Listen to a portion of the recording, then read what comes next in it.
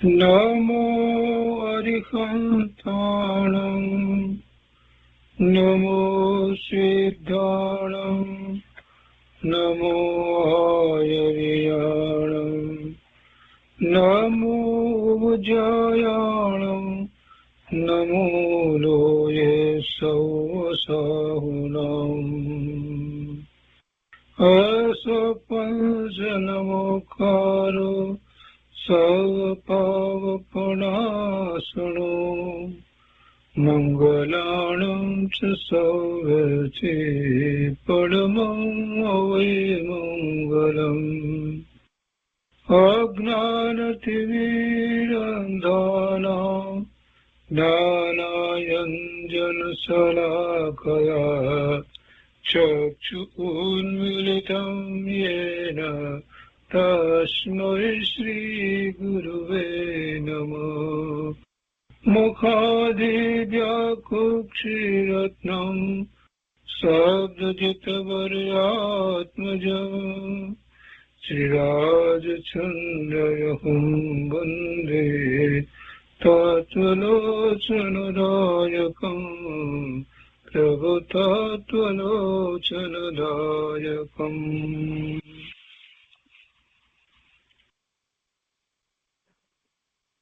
કૃપાળુદેવના વચનામૃતનો સ્વાધ્યાય.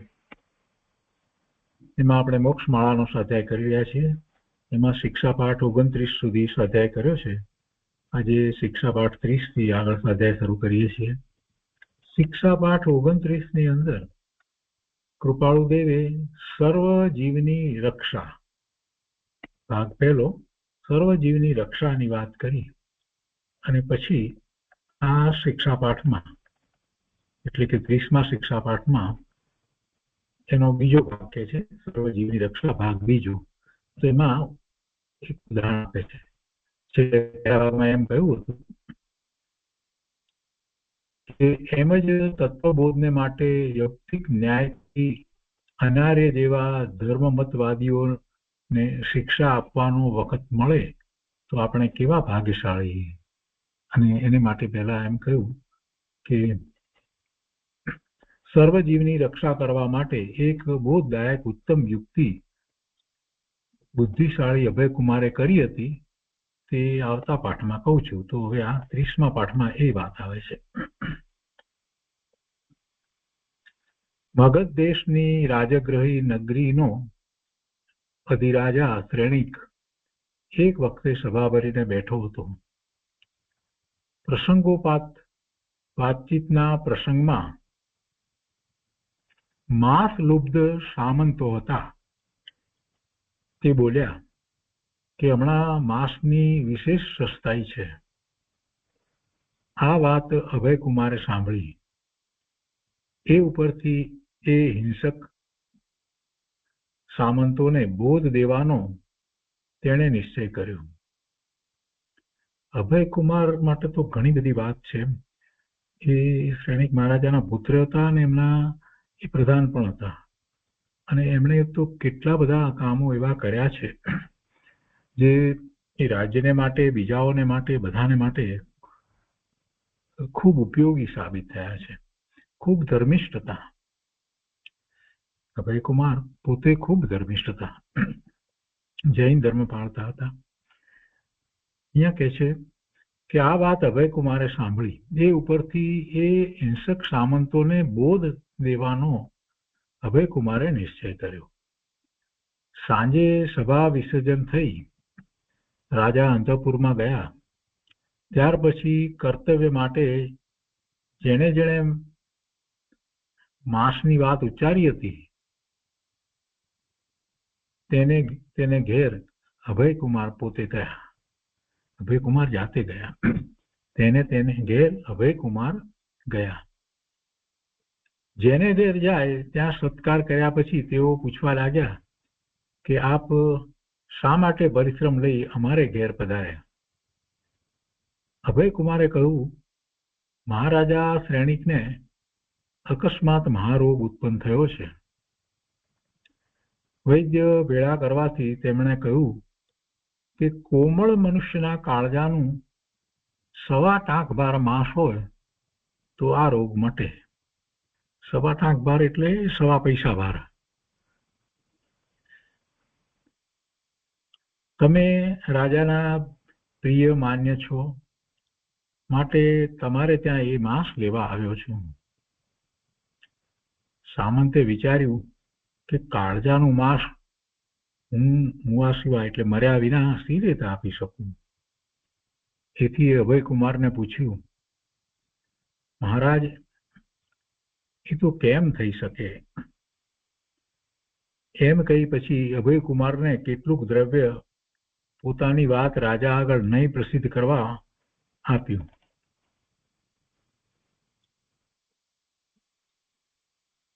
એટલે પોતાની વાત એટલે પોતે આ માંસ નથી આપતા એ વાત રાજાને કહેવી નહીં, અને એટલા માટે એમણે અભયકુમારને કેટલુંક દ્રવ્ય આપવું, આપણે આ એનો અર્થ એમ કહીએ કે લાંચ આપી, રાજા આગળ નહીં પ્રસિદ્ધ કરવા માટે. તે પ્રત્યેક સામંત પાસે ગયા અને એ બધાએ એમ જ કર્યું.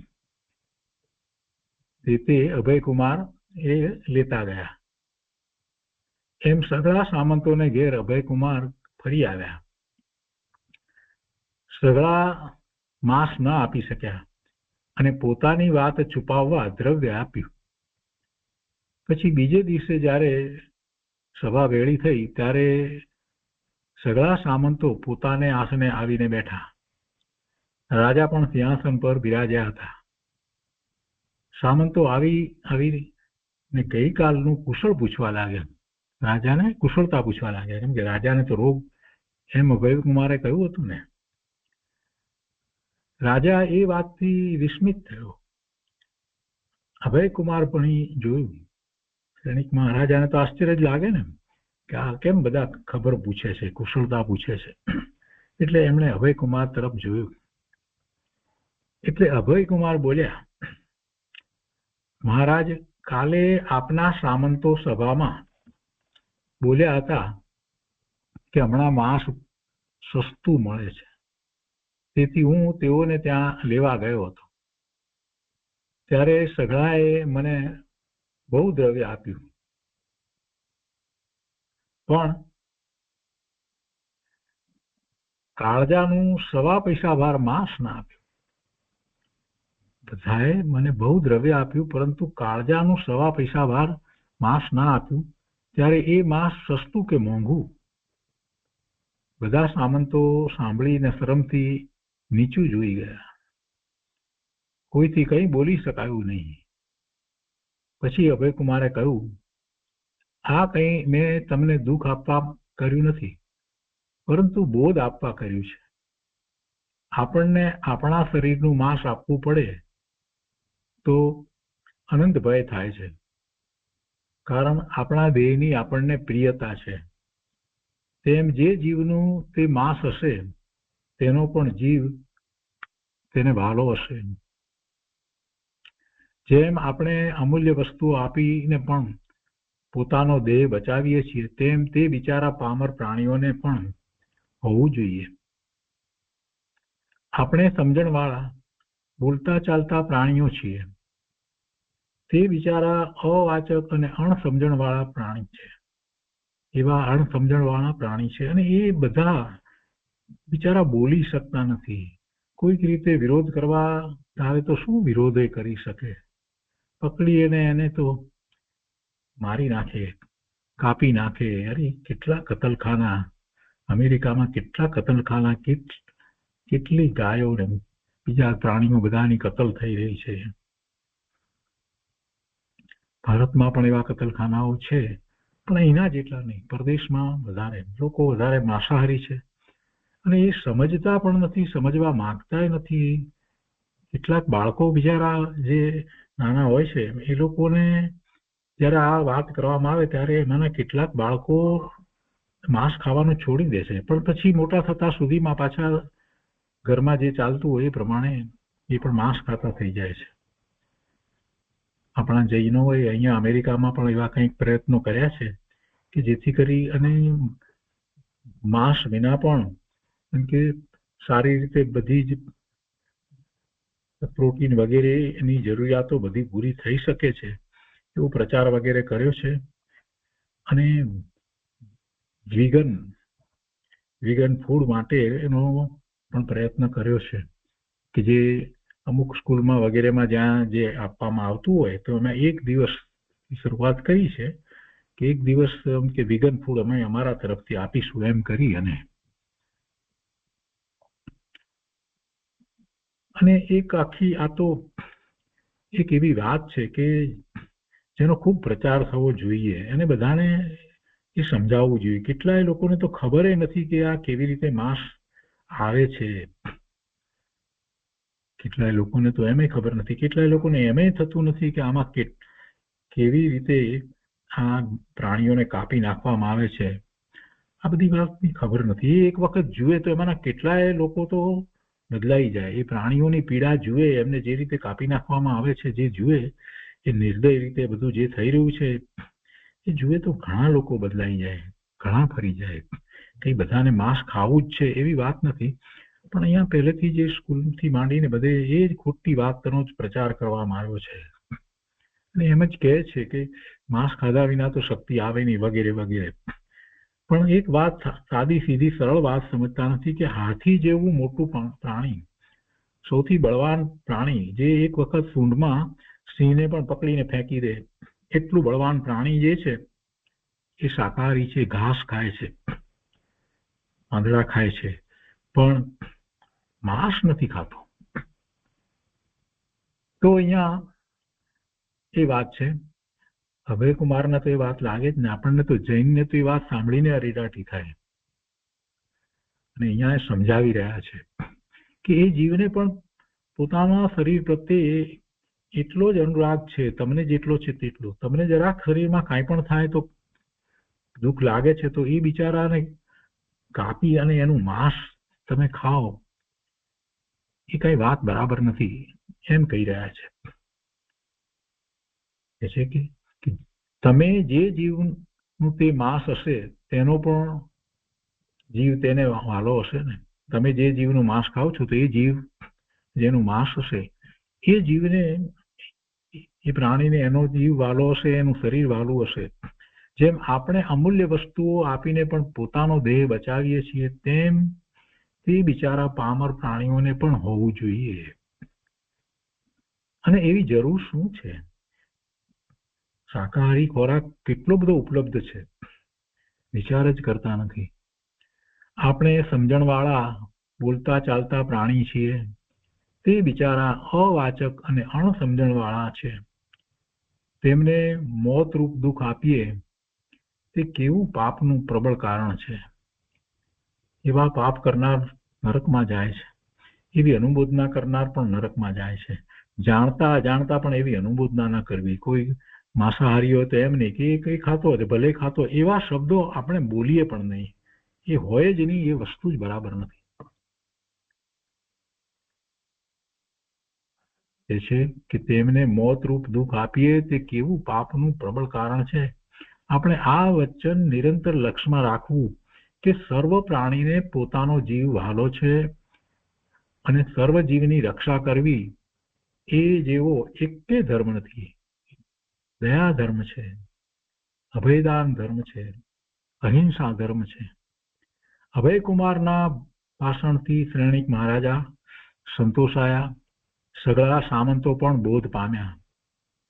તેઓએ તે દિવસથી માંસ ખાવાની પ્રતિજ્ઞા કરી કે હવે માંસ નહીં ખાઈએ. કારણ એક તો તે અભક્ષ છે અને કોઈ જીવ હણાયા વિના તે આવતું નથી, એટલે એ મોટો અધર્મ છે. માટે અભયકુમાર પ્રધાનનું કથન સાંભળીને તેઓએ અભયદાનમાં લક્ષ્ય આપ્યું, જે આત્માના પરમ સુખનું કારણ છે. તો એ શિક્ષાપાઠ 30મો થયો. અને અભયકુમારની યુક્તિ કેટલી બધી કારગત નીકળી. તે પછી શિક્ષાપાઠ 31 છે, પ્રત્યાખ્યાન.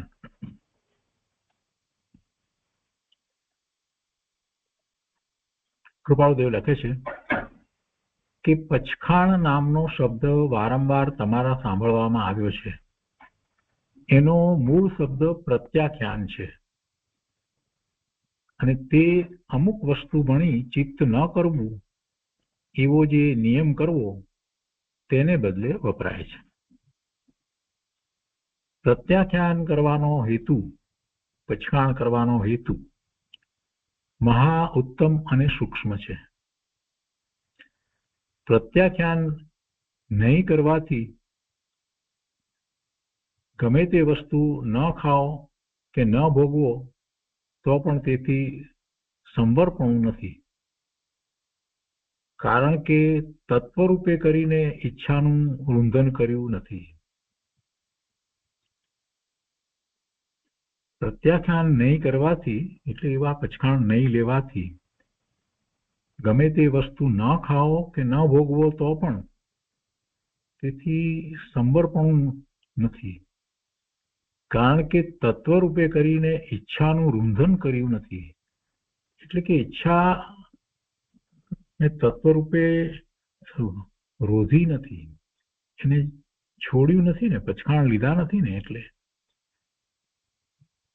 રાત્રે આપણે ભોજન ન કરતા હોઈએ પરંતુ તેનો જો પ્રત્યાખ્યાન રૂપે નિયમ ન કર્યો હોય તો તે ફળ ન આપે,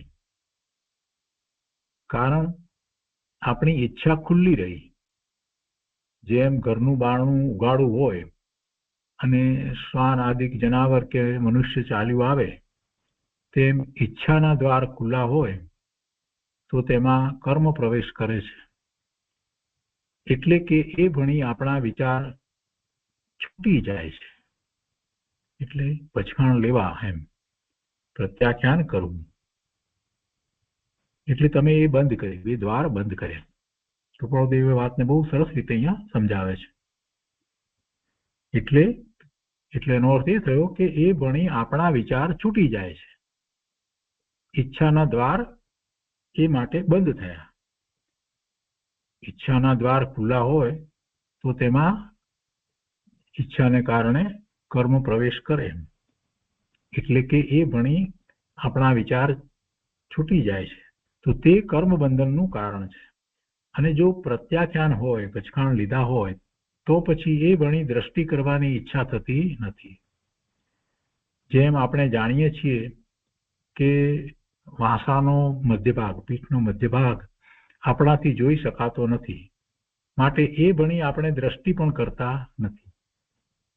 તેમ પ્રત્યાખ્યાન કરવાથી અમુક વસ્તુ ખવાય કે ભોગવાય તેમ નથી, એટલે એ ભણી આપણું લક્ષ્ય સ્વાભાવિક જતું નથી. જેના પચખાણ લીધા છે એ વસ્તુ ખાવા માટે પચખાણ લીધા છે કે આ ન ખાવી, તો પછી એ તરફ લક્ષ્ય પણ જતું નથી, એનો વિકલ્પ ઉઠતો નથી. માટે એ ભણી આપણે દ્રષ્ટિ પણ કરતા નથી. તેમ પ્રત્યાખ્યાન કરવાથી અમુક વસ્તુ ખવાય કે ભોગવાય તેમ નથી, એટલે એ ભણી આપણું લક્ષ્ય સ્વાભાવિક જતું નથી. એ કર્મ આવવાને આડો કોટ થઈ પડે છે, આગળ કોટ થઈ પડે છે, દિવાલ આવી જાય. પ્રત્યાખ્યાન કર્યા પછી વિસ્મૃતિ વગેરે કારણથી કોઈ દોષ આવી જાય તો તેના પ્રાયશ્ચિત નિવારણ પણ મહાત્માઓએ કહ્યા છે. કોઈને એમ થાય કે પ્રત્યાખ્યાન તો કરીએ પણ પછી એમાં દોષ આવી જશે તો કોઈક વખત ભૂલી જઈએ ને, તો એ વાત અહીંયા કૃપાળુદેવે સ્પષ્ટ કરી છે કે ક્યારેક ભૂલને કારણે વિસ્મૃતિથી ભૂલાઈ ગયું ને એવું બની જાય તો એવા દોષને માટે પ્રાયશ્ચિત પણ લઈ શકાય છે. પ્રત્યાખ્યાનથી એક બીજો પણ મોટો લાભ છે, તે એ કે અમુક વસ્તુઓમાં જ આપણો લક્ષ્ય રહે છે, બાકી બધી વસ્તુઓનો ત્યાગ થઈ જાય છે. જે વસ્તુ ત્યાગ કરી છે તે સંબંધી પછી વિશેષ વિચાર ગ્રહવું, મૂકવું કે એવી કઈ ઉપાધિ રહેતી નથી. જેના પ્રત્યાખ્યાન કર્યા છે એ સંબંધીની તો પછી કોઈ વિચારણા જ થતી નથી. એને કેમ રાખવી ને કેમ કરવું ને શું કરવું એ તો કઈ ઉપાધિ રહેતી નથી. એ વડે મન બહુ બહોળાકમાં પામી એટલે વિશાળતાને પામી નિયમરૂપી સડકમાં ચાલ્યું જાય છે. સાચા એક માર્ગે મન ચાલ્યું જાય છે એટલે નકામાના બીજા વિકલ્પો ઉઠતા નથી. અશ્વ જો લગામમાં આવી જાય છે તો પછી ગમે તેવો પ્રબળ છતાં તેને ધારેલે રસ્તે લઈ જવાય છે. ઘોડાને લગામ પહેરાવી દેવામાં આવે છે તો પછી એને કાબુમાં રાખી શકાય છે. ગમે તેટલો બળવાન હોય છતાં પણ તેને ધારેલે રસ્તે લઈ જવાય છે. તેમ મન એ નિયમરૂપી લગામમાં આવવાથી પછી ગમે તે શુભ રાહમાં લઈ જવાય છે અને તેમાં વારંવાર પર્યટન કરાવવાથી તે એકાગ્ર, વિચારશીલ અને વિવેકી થાય છે. શેમાં? શુભ રાહમાં લઈ જવાય છે. શુભ એટલે ધર્મના માર્ગમાં મનને લઈ જવાય છે નિયમ કરવાથી. એટલે મન આડું અવળું જતું નથી અને તેમ એમાં વારંવાર પર્યટન કરાવવાથી તે એકાગ્રતા સહેલાઈથી કરી શકે છે. એટલે કે અને એને વિચાર પણ એવા ધર્મમાં જ એને લગાવ્યું છે તો ધર્મના વિચાર પણ એવા જ કરી શકે છે. તો એટલા માટે કહે છે કે તેમાં વારંવાર પર્યટન કરાવવાથી તે એકાગ્ર, વિચારશીલ અને વિવેકી થાય છે. મનનો આનંદ શરીરને પણ નિરોગી કરે છે. વળી અવક્ષ અનંતકાય એટલે કંદમૂળ વગેરે જેમાં નિગોદના જીવ રહ્યા છે તે. વળી અવક્ષ અનંતકાય પરસ્ત્રી આદિ નિયમ કર્યાથી પણ શરીર નિરોગી રહી શકે છે. માદક પદાર્થો મનને અવળે રસ્તે દોરે છે પણ પ્રત્યાખ્યાનથી મન ત્યાં જતું અટકે છે. એથી તે વિમળ થાય છે. પ્રત્યાખ્યાન એ કેવી ઉત્તમ નિયમ પાળવાની પ્રતિજ્ઞા છે તે આ ઉપરથી તમે સમજાશો. વિશેષ સદગુરુ મુખથી અને શાસ્ત્ર અવલોકનથી સમજવા હું બોધ કરું છું. કૃપાળુદેવે પાછી અનુમોદના કરી છે કે શાસ્ત્રો દ્વારા વધારે પ્રત્યાખ્યાનની વાતને સમજવી, નિશ્ચય પ્રત્યાખ્યાનને પણ પછી સાથે સમજવું. નિશ્ચયથી પ્રત્યાખ્યાન એટલે ભવિષ્યમાં કોઈ પણ પ્રકારે વિભાવ ભાવે ન થવા માટે એવી પ્રતિજ્ઞા કરે છે તો એ પોતે જ પ્રત્યાખ્યાન છે, શુદ્ધ આત્મ સ્વરૂપ છે. તો એ રીતે આ શિક્ષાપાઠ 31મો પૂરો થયો. પ્રત્યાખ્યાન સંબંધી કૃપાળુદેવે સુંદર માર્ગદર્શન આપ્યું. શિક્ષાપાઠ 32. જો આ 108 શિક્ષાપાઠ છે એ આપણને શિક્ષણના પાઠ તરીકે છે. એટલે એને જેમ ભણતા હોઈએ તો દરેક પાઠને આપણે ફરીથી વાંચીએ અને વિચારીએ એમાં શું કહેવામાં આવ્યું છે. તો એવી રીતે આ ભલે સરળ શબ્દોમાં બધું કહેવાયું છે પણ બહુ ઉપયોગી છે અને ફરી એનો અભ્યાસ કરવો જોઈએ. જ્યારે સમય મળે ત્યારે આ વાંચતા રહેવું જોઈએ અને કારણે એ વાત સ્મૃતિમાં રહે, ભૂલાઈ ન જાય. આ બધી વાત યાદ રાખવા જેવી છે. યાદ રાખી અને પછી એને નિયમ વગેરેમાં મૂકી શકાય. તો આગળ લઈએ. શિક્ષાપાઠ 32. વિનય વડે તત્વની સિદ્ધિ છે. અહીંયા ફરીથી એક વાર્તા કરે છે કૃપાળુદેવ, દ્રષ્ટાંત આપે છે. વિનય વડે તત્વની સિદ્ધિ છે. રાજગૃહી નગરીના રાજ્ય આસન પર જ્યારે ત્રણિક રાજા વિરાજમાન હતો ત્યારે તે નગરીમાં એક ચંડાળ રહેતો હતો. ત્રણિક મહારાજા જ્યારે રાજગૃહીમાં વિરાજતા હતા એ સમયે ત્યાં નગરમાં એક ચંડાળ રહેતો હતો. એક વખતે તે ચંડાળની સ્ત્રીને ગર્ભ રહ્યો ત્યારે તેને કેરી ખાવાની ઈચ્છા ઉત્પન્ન થઈ. તેણે તે લાવી આપવા ચંડાળને કહ્યું. ચંડાળે કહ્યું, આ કેરીનો વખત નથી, એટલે મારો ઉપાય નથી. નહીં તો હું ગમે તેટલે ઊંચે હોય ત્યાંથી મારી વિદ્યાના બળ વડે કેરીને લાવી તારી ઈચ્છા સિદ્ધ કરું, તારી ઈચ્છા પૂરી કરું. ચંડાળણીએ કહ્યું, રાજાની મહારાણીના બાગમાં એક અકાળે કેરી દેનાર આંબો છે. તે પર અત્યારે કેરીઓ લચી રહી હશે, માટે ત્યાં જઈને એ કેરી લાવો. પોતાની સ્ત્રીની ઈચ્છા પૂરી પાડવા ચંડાળ તે બાગમાં ગયો. ગુપ્ત રીતે આંબા સમીપ જઈ મંત્ર ભણીને તેને નમાવ્યો અને કેરી લીધી. બીજા મંત્ર વડે કરીને તેને હતો તેમ કરી દીધો. મંત્રથી આંબા નમાવ્યો અને ડાળ નમી અને પછી પાછી ડાળને જેમ હતી તેમ બીજા મંત્રથી પાછી જેમ હતી તેમ કરી દીધી. પછી તે ઘેર આવ્યો અને તેની સ્ત્રીની ઈચ્છા માટે નિરંતર તે ચંડાળ વિદ્યાબળે ત્યાંથી કેરી લાવવા લાગ્યો. રોજ કેરી લાવવા લાગ્યો. એક દિવસે ફરતા ફરતા માળીની દ્રષ્ટિ આંબા ભણી ગઈ. કેરીઓની ચોરી થયેલી જોઈને તેણે જઈને શ્રેણિક રાજા આગળ નમ્રતાપૂર્વક કહ્યું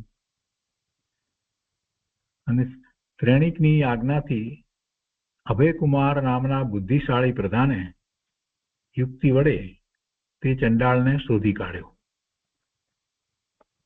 શ્રેણિક મહારાજાને આ વાત મળી એટલે શ્રેણિક મહારાજાએ અભયકુમારને આ કામ સોંપ્યું કે આ કેરીની ચોરી કોણ કરે છે, કેવી રીતે થાય છે. તો અભયકુમારે બહુ બુદ્ધિશાળી હતા એટલે એમણે શોધી કાઢ્યો, એ ચંડાળને શોધી કાઢ્યો જે કેરી લઈ જતો હતો એને. અને એમને શોધી અને પછી અભયકુમારે એને પોતાની પાસે બોલાવ્યો, એટલે કે પોતા આગળ તેડાવી પૂછ્યું કે એટલા બધા માણસો બાગમાં રહે છે છતાં તું કેવી રીતે ચડીને એ કેરી લઈ ગયો. એટલે આંબાના ઝાડ ઉપર ચડ્યો હશે ને, કે જે વાત કરવામાં પણ ના આવી, કળવામાં પણ ના આવી, કોઈના ખ્યાલમાં પણ ના આવી. તું કેવી રીતે ઉપર ચડીને કેરી લઈ ગયો કે જે વાત કોઈના ખ્યાલમાં ના આવી, કોઈ વાત જે વાત કળવામાં પણ ના આવી, કોઈને ખ્યાલમાં ના આવી, એ વાત તું કે મને. ચંડાળે કહ્યું, આપ મારો અપરાધ ક્ષમા કરજો.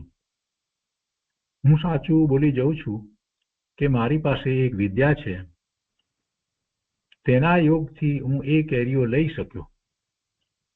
અભયકુમારે કહ્યું, મારાથી ક્ષમા ન થઈ શકે, પરંતુ મહારાજા શ્રેણિકને એ વિદ્યા તું આપ તો તેઓને એવી વિદ્યા લેવાનો અભિલાષ હોવાથી તારા ઉપકારના બદલામાં હું અપરાધ ક્ષમા કરાવી શકું. તો એ વિદ્યા એમને આપ. શ્રેણિક મહારાજાને એવી અભિલાષા હોય કે એવો મંત્ર જાણવાની, તો પછી એ ઉપકારના બદલામાં પછી એમની પાસે હું તને ક્ષમા અપાવી શકું. ચંડાળે એમ કરવાની હા કહી.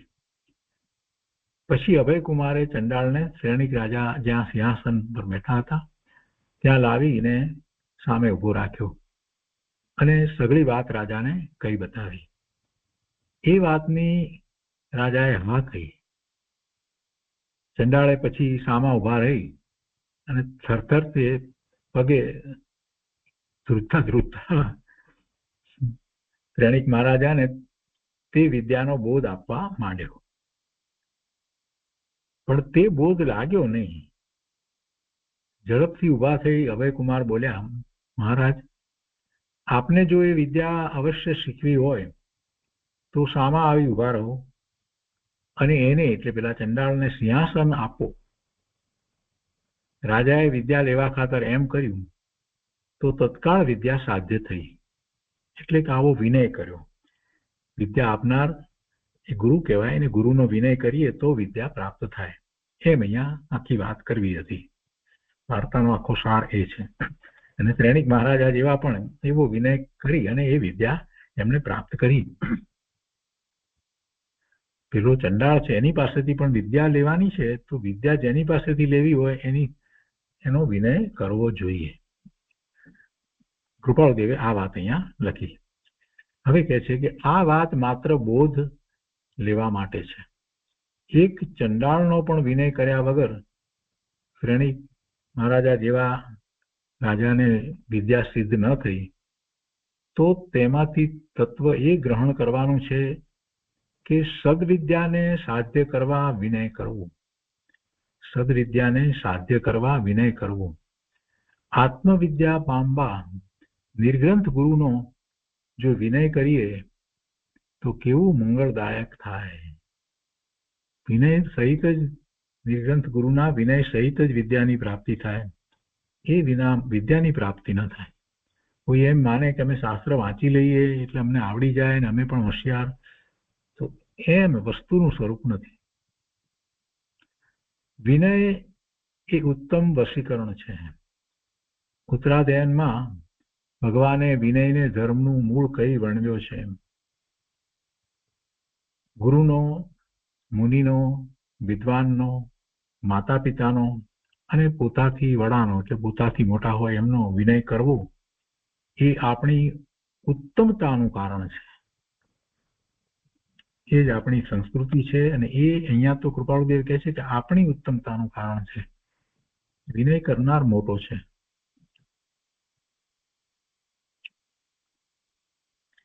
વિનયથી વિદ્યા શોભે એવું સ્કૂલમાં નાના હતા ત્યારે પણ શીખવાડવામાં આવતું હતું. અહીંયા તો મોટી વાત કરી છે. સદગુરુનો, વિદ્વાનનો, ભલે પંડિત હોય તો પણ એને વિદ્યા છે અને એ જે કાંઈ શીખવાડે છે એ જો ખરેખર શીખવું હોય તો એટલો વિનય કરવો જોઈએ. માતા પિતાનો, પોતાથી મોટા હોય એ બધાનો વિનય કરવો, એમ અહીંયા છેલ્લે કૃપાળુદેવે કહ્યું. તો આ વિનયની વાત કરી. એ રીતે શિક્ષા પાઠ 32મો પૂરો થયો. એ પછીથી શિક્ષા પાઠ 33 સુદર્શન શેઠ. સુદર્શન શેઠની ઘણી બધી વાતો છે અને એમની મહાનતા અહીંયા પણ દર્શાવી છે. પ્રાચીન કાળમાં શુદ્ધ એક પત્ની વ્રતને પાળનારા અસંખ્ય પુરુષો થઈ ગયા છે. એમાંથી સંકટ સહી નામાંકિત થયેલો સુદર્શન નામનો એક સત્પુરુષ પણ છે. સંકટ સહિત નામાંકિત થયેલ એટલે એમને સંકટ આવ્યું અને છતાં પણ એમાંથી પોતાના એ એક પત્ની વ્રતને છોડ્યું નહીં, એનાથી ચલિત ન થયા એટલે એમની નામનાથી નામાંકિત થયા. તો કે છે કે એમાંથી સંકટ સહિત નામાંકિત થયેલો સુદર્શન નામનો એક સત્પુરુષ પણ છે. પ્રાચીન કાળમાં એવા ઘણા થયા પણ આ સુદર્શન શેઠની વાત છે. એ ધનાઢ્ય, સુંદર મુખ મુદ્રા વાળો, કાંતિમાન અને મધ્ય વયમાં હતો. જે નગરમાં તે રહેતો હતો તે નગરના રાજ્ય દરબાર આગળથી કઈ કામ પ્રસંગિકને લીધે તેને નીકળવું પડ્યું. એ જ્યારે ત્યાંથી નીકળ્યો ત્યારે રાજાની અભયા નામની રાણી પોતાના આવાસના ગોખમાં બેઠી હતી. ત્યાંથી સુદર્શન ભણી તેની દ્રષ્ટિ કરી. તેનું ઉત્તમ રૂપ અને કાયા જોઈને તેનું મન લલચાયું. એક અનુચરી એટલે દાસી, એક અનુચરી મોકલીને કપટ ભાવથી નિર્મળ કારણ બતાવીને સુદર્શનને ઉપર બોલાવે. કેટલાક પ્રકારની વાતચીત કર્યા પછી અભયાએ રાણીએ સુદર્શનને ભોગ ભોગવવા સંબંધીનું આમંત્રણ કર્યું. સુદર્શને કેટલોક ઉપદેશ આપ્યો તો પણ તેનું મન શાંત થયું નહીં.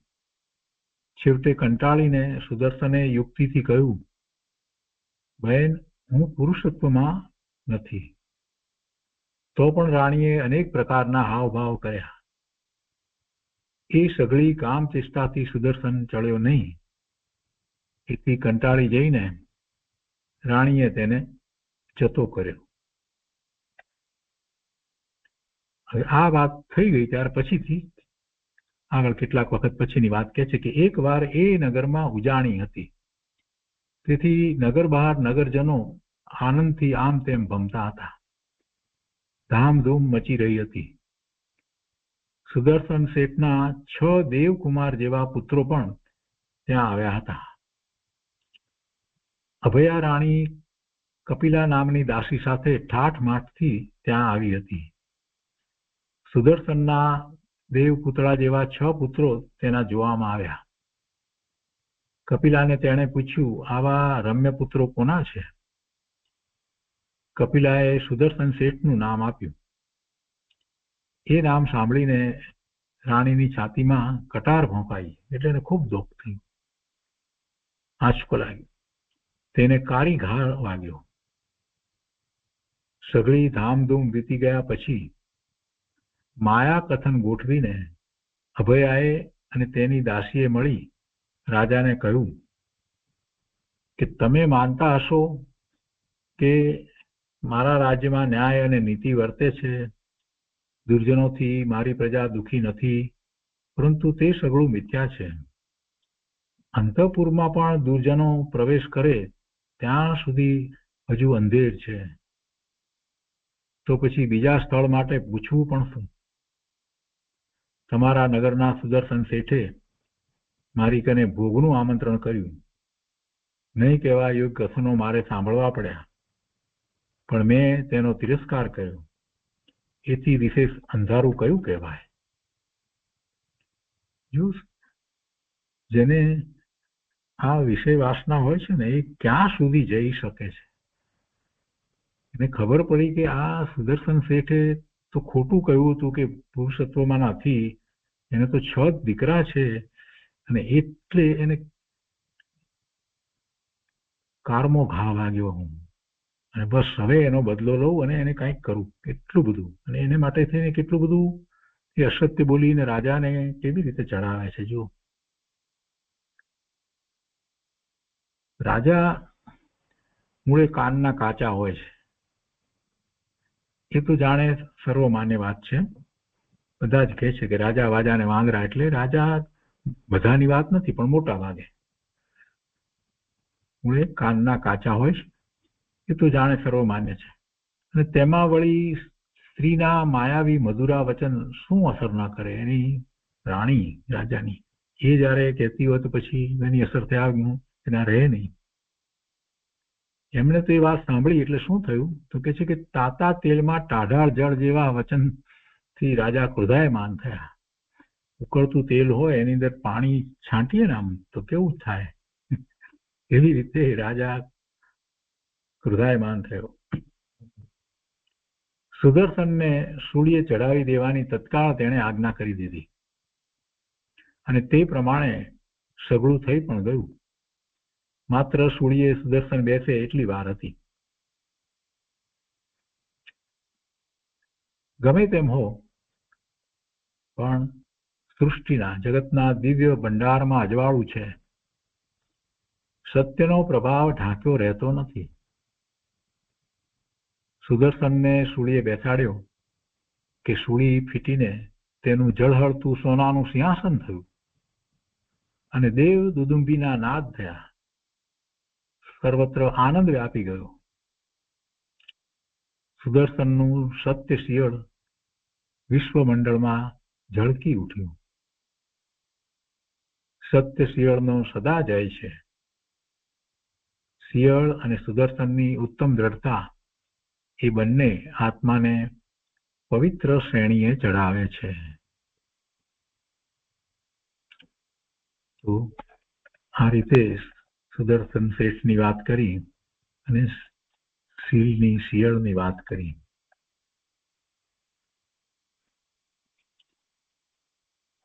એ પછીથી શિક્ષાપાઠ 34 એમાં બ્રહ્મચર્ય વિશે સુભાષિત છે, અને આ કાવ્ય તો આપણે જાણીએ છીએ. બ્રહ્મચર્ય વિશે સુભાષિત દોહરા છે. નિરખીને નવયૌવના લેશના વિષય નિદાન, ગણે કાષ્ઠની પૂતળી તે ભગવાન સમાન. લેશના વિષય નિદાન, નિદાન એટલે ઈચ્છા કરે છે, જરા પણ વિષયની ઈચ્છા થતી નથી. નિરખીને નવયૌવના લેશના વિષય નિદાન, અને એને શું ગણે? ગણે કાષ્ઠની પૂતળી, એને એ તો લાકડાની પૂતળી હોય એમ એને ગણે, તો તે કેવો છે? એ ભગવાન સમાન છે, એ ભગવાન સમાન. બીજી પંક્તિમાં કહે છે કે આ સઘળા સંસારની રમણી નાયક રૂપ, એ ત્યાગ્યું બધું કેવળ શોક સ્વરૂપ. આ સઘળા સંસારની રમણી નાયક રૂપ મુખ્ય છે, અને એ ત્યાગ્યું બધું એટલે એને છોડી નહીં, એમ એના સિવાય, અહીંયા પેલો ત્યાગીનો અર્થ થાય છે એના સિવાય બીજું બધું ત્યાગ્યું, પણ એ બધું શોક સ્વરૂપ, એનાથી કઈ લાભ થાય નહીં. આ બ્રહ્મચર્ય વિશે સુભાષિત છે ને. આગળ ત્રીજી પંક્તિમાં કહે છે કે એક વિષયને જીતતા જીત્યો સૌ સંસાર, નૃપતિ જીતતા જીતીએ દળ પૂર ને અધિકાર. એક વિષય, આ વિષય, તો આ વિષયને જીતતા જીત્યો સૌ સંસાર. પછી બધા વિષયો જીતાઈ જાય છે.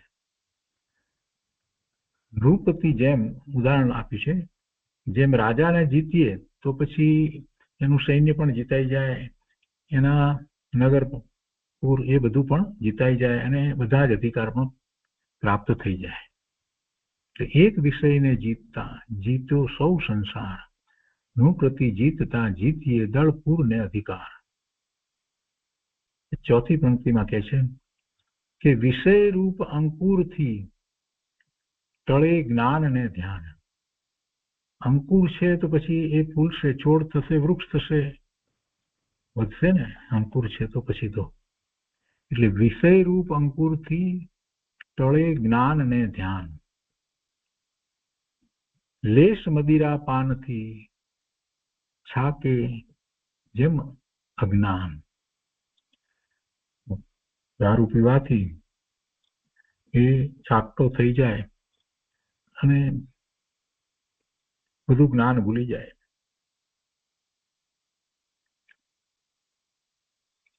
પછીથી પાંચમી પંક્તિમાં કહે છે કે જે નવવાડ વિશુદ્ધથી ઘરે શિયળ સુખદાયી, ભવ તેનો લવ પછી રહે તત્વ વચન એ ભાઈ.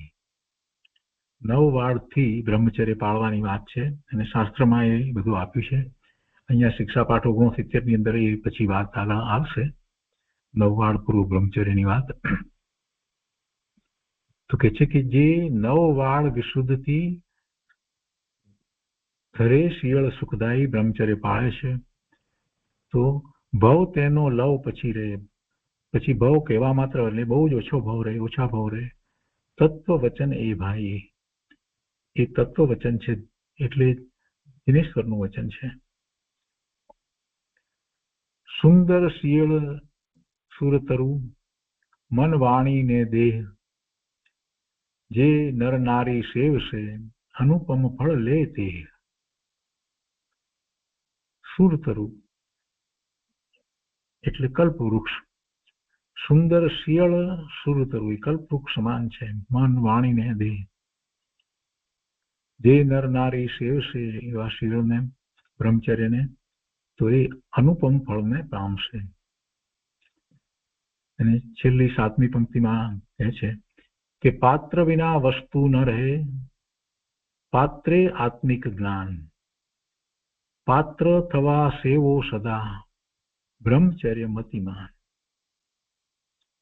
પાત્ર વિના વસ્તુ ન રહે, પાત્રે આત્મિક જ્ઞાન. એવી પાત્રતા વિના આત્માનું જ્ઞાન પણ થતું નથી, અને એવી પાત્રતા પ્રાપ્ત કરવા માટે કે છે કે બ્રહ્મચર્ય સેવું, થવા સેવું સદા બ્રહ્મચર્ય મતિમાન, બુદ્ધિમાન. મતિમાન એટલે બુદ્ધિમાન, તમે બ્રહ્મચર્ય સેવો. તો એ રીતે આ બ્રહ્મચર્ય વિશેનું સુભાષિત છે, બહુ સરસ છે અને એ સરસ રીતે ગાવામાં આવ્યું છે. કૃપાળુદેવના બધા જ આવા કાવ્યો જે છે બહુ સરસ રીતે ગાવામાં આવે છે અને ભક્તિ રૂપે એ કેટલાય લોકો ગાય છે. તો એ શિક્ષાપાઠ 34મો થયો અને એના પછીથી શિક્ષાપાઠ 35 છે એ આપણે લઈએ છીએ.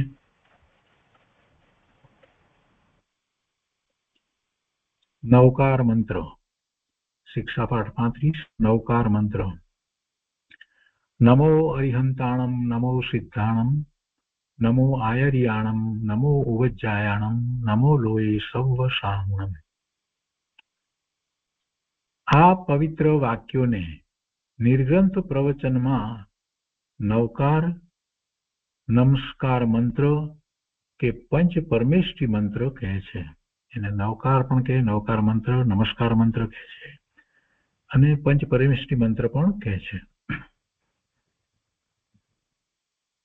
અર્હત ભગવંતના 12 ગુણ, સિદ્ધ ભગવંતના 8 ગુણ, આચાર્યના 36 ગુણ, ઉપાધ્યાયના 25 એટલે 25 ગુણ અને સાધુના 27 ગુણ મળીને 108 ગુણ થયા. અંગૂઠા વિના બાકીની 4 આંગળીઓના 12 ટેરવા થાય એટલે 12 ભાગ થાય. આપણે વેઢાથી 2 વેઢા હોય એક આંગળીમાં એટલે 3 ભાગ થાય તો 4 આંગળીના એ 12 ભાગ થયા. અને એથી એ ગુણોનું ચિંતન કરવાની યોજના હોવાથી 12 ને 9 ગુણતા 108 થાય છે. એટલે નવકાર એમ કહેવામાં આવે. અને એમ કહેવામાં સાથે એવું સૂચન રહેવું જણાય છે કે હે ભવ્ય, તારા એ આંગળીના ટેરવાથી નવકાર મંત્ર 9 વાર ગણ. એટલે પેલા 12 છે એને 9 વાર ગણે, નવકાર મંત્ર છે એટલે 9 વાર ગણવાનો તો 108 વખત નમસ્કાર મંત્ર ગણાય. કહે છે કાર એટલે કરનાર એમ પણ થાય છે. 12 ને 9 ગુણતા જેટલા થાય એટલા ગુણનો ભરેલો મંત્ર એમ નવકાર મંત્ર તરીકે એનો અર્થ થઈ શકે છે. અને પંચ પરમેષ્ઠી એટલે આ સકળ જગતમાં 5 વસ્તુઓ પરમ ઉત્કૃષ્ટ છે. તે કઈ તો કઈ બતાવી કે અરિહંત, સિદ્ધ, આચાર્ય, ઉપાધ્યાય અને સાધુ આ પરમ ઉત્કૃષ્ટ છે. અને એને નમસ્કાર કરવાનો જે મંત્ર તે પરમેષ્ઠી મંત્ર અને 5 પરમેષ્ઠીને સાથે નમસ્કાર કરવાથી પંચ પરમેષ્ઠી મંત્ર એવો શબ્દ થયો. જો 3 શબ્દ જે એમણે પહેલા કહ્યા એના કારણ સમજાવ્યા કઈ રીતે થયા. એને નવકાર કેમ કહેવાયું, નમસ્કાર મંત્ર કેમ કહ્યો અને પંચ પરમેષ્ઠી મંત્ર કેવી રીતે કયો એ વાત અહીંયા બતાવે.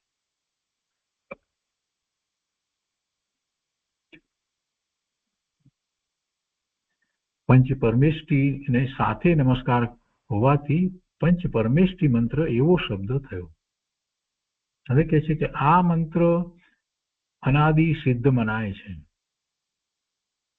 કારણ પંચ પરમેષ્ઠી અનાદિ સિદ્ધ છે એટલે કે આ મંત્ર અનાદિથી છે અને એ સિદ્ધ થયેલો છે. અને અનાદિથી છે એ એમ કેમ કહી શકાય?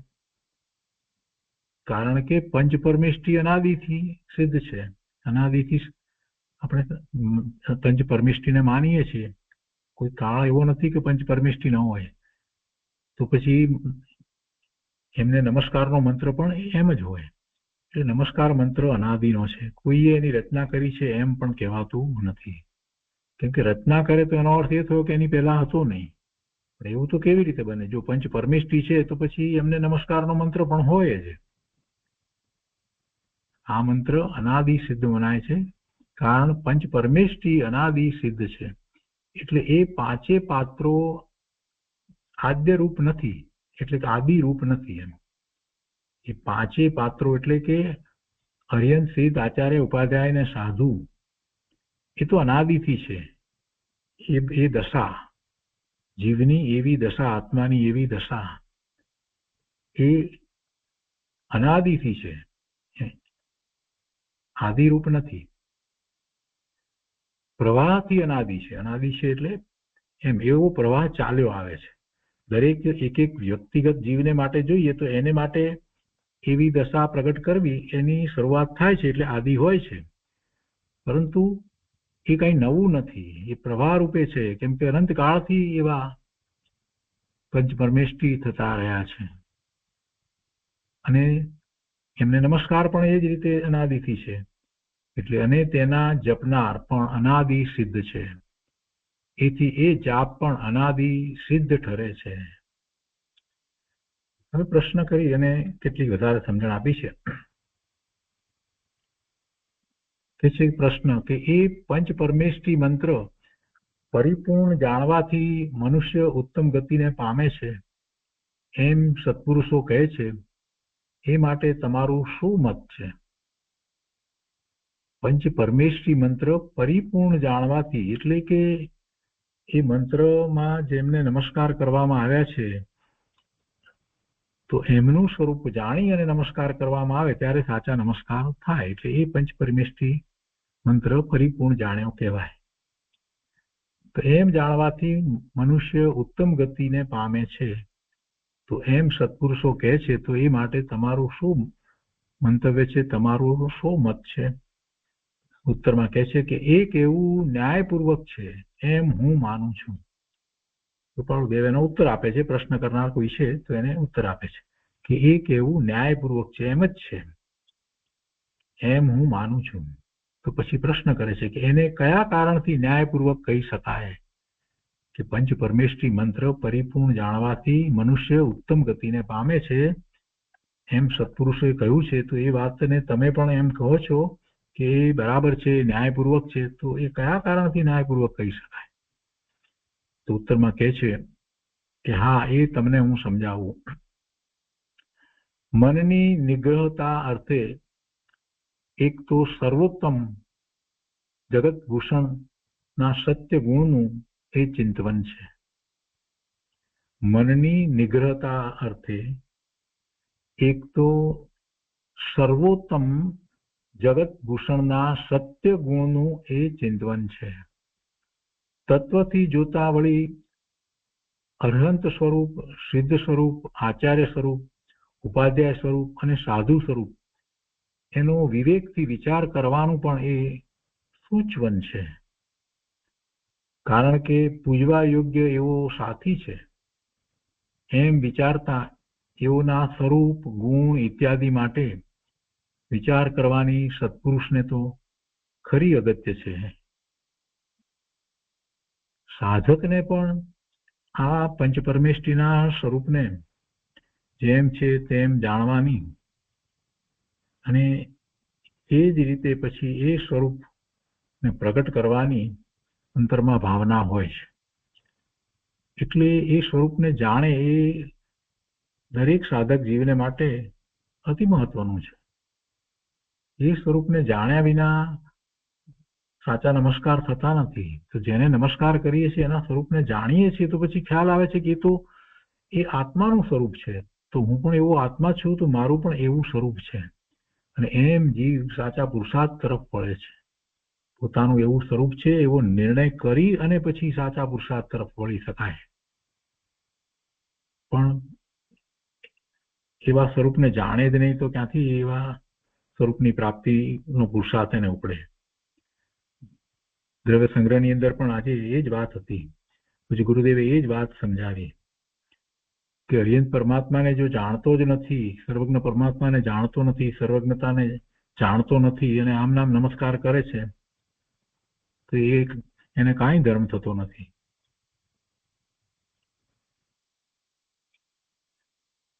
કે છે કે પૂજવા યોગ્ય એવો સાથી છે એમ વિચારતા એઓના સ્વરૂપ, ગુણ ઇત્યાદિ માટે વિચાર કરવાની સત્પુરુષને તો ખરી અગત્ય છે. હવે કહો કે એ મંત્ર એથી કેટલો કલ્યાણકારક થાય જ્યારે એવી રીતે એમના સ્વરૂપનો વિચાર કરવામાં આવે અને પછી એવું સ્વરૂપ એ આત્માનું છે તો મારું પણ એવું સ્વરૂપ હશે, એ વાત સહજ રીતે અંદરમાં આવે. એમણે કેવી રીતે પ્રગટ કર્યું કે જેથી કરી અને હું પણ એવી રીતે પ્રગટ કરું એ જાણવા માટે પણ એને શાસ્ત્રનો અભ્યાસ પણ થાય. એટલે એ બધું કલ્યાણનું કારણ જ થાય છે. પ્રશ્નકાર ફરીથી પ્રશ્ન કરે છે કે સત્પુરુષો મોક્ષનું કારણ નવકાર મંત્રને કહે છે એ આ વ્યાખ્યાનથી હું પણ માન્ય રાખું છું. કેમ કે એમ જયારે એ આગળ વધે છે, સત્પુરુષ છે, સાચો છે, તો એ તો એનો જ વિચાર કરે છે, પોતે સમ્યક દ્રષ્ટિ છે. તો પણ જે બીજો સાધક જે છે એને પણ એ સત્પુરુષ જે રીતે કરે છે એ રીતે જે પોતે પુરુષાર્થ કરે છે. અને એમાં પુરુષાર્થમાં જયારે નમસ્કાર મંત્રમાં જેને નમસ્કાર કરે છે એ બધાના સ્વરૂપને જાણે છે, ખૂબ સૂક્ષ્મતાથી જાણે છે. ને એવું સ્વરૂપ એમણે કેવી રીતે પ્રગટ કર્યું તે બધું પુરુષાર્થ છે. આખો પુરુષાર્થ એમાં આવી જાય છે ને એટલે એ કલ્યાણનું કારણ થાય છે. એટલે પછી એમાં તો કલ્યાણમાં બધા જ આવી જાય છે. કેમ કે ત્રણ જે છે તે પદ જે કહેવામાં આવ્યા છે, સાધુ, ઉપાધ્યાય અને આચાર્ય અને ગણધરના, એ ત્રણ પદ જે કહેવામાં આવ્યા છે એમાંથી કોઈ પણ પદમાં હોય તો ત્યારે એ સાતમા છઠ્ઠા ગુણસ્થાનની દશામાં હોય છે. અને એમાંથી જ એ આગળ વધીને શ્રેણી ચડી અને કેવળ જ્ઞાન પ્રગટ કરે એટલે અર્યંત થાય અને પછી સિદ્ધ થાય છે. એટલે આખી વાત ધર્મની, મોક્ષ માર્ગની વાત એમાંથી પ્રાપ્ત થાય છે. એટલે પેલા પ્રશ્નકારને પણ સંતોષ થયો. એ કહે છે કે સત્પુરુષો મોક્ષનું કારણ નવકાર મંત્રને કહે છે એ આ વ્યાખ્યાનથી હું પણ માન્ય રાખું છું. જે કૃપાળુદેવે સમજાવ્યું એનાથી. અને પછી કૃપાળુદેવ છેલ્લે કહે છે કે અર્હંત ભગવંત, સિદ્ધ ભગવંત, આચાર્ય, ઉપાધ્યાય અને સાધુ એઓનો એક એકો પ્રથમ અક્ષર લેતા અ, સી, આ, ઉ, શા એવું મહદભૂત વાક્ય નીકળે છે, જેનું ઓમ એવું યોગ બિંદુનું સ્વરૂપ થાય છે. માટે આપણે એ મંત્રનો અવશ્ય કરીને વિમળ ભાવથી જાપ કરવો. અને આ વાત તો અત્યારે 50મી ગાથા દ્રવ્ય સંગ્રહની આપણે કરી, એની અંદર આવી 6 દિવસ સુધી એનો સ્વાધ્યાય થયો અને કઈ કઈ રીતે તે એવા જાપ કરી અને સાધના થાય છે એ બધી વાત ખૂબ આવી. અને એમાં પછી મુખ્યતાથી હરિયન પરમાત્માની વાત આવી. એનો ઘણો બધો વિસ્તાર આપણે સમજ્યા છીએ. તો આજનો સ્વાધ્યાય આપણે અહીંયા સુધી રાખીએ છીએ, શિક્ષા પાઠ 35 સુધી.